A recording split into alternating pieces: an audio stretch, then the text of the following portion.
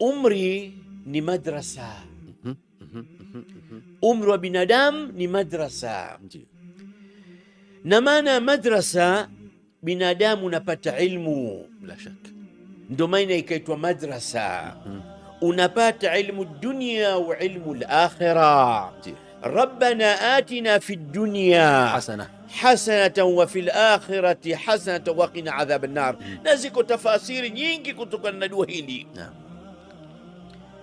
Kama Ibn Mas'ud radhiyallahu anhu, nakumbuka kwamba kasema kwamba rabbana atina fi dunya hasana, kupata mke alokuwa barabar mzuri.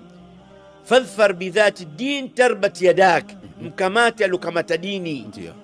Usende kwenye uzuri tu moja kwa moja. Wa fil akhirati hasana, anasema kule utapata huriyat.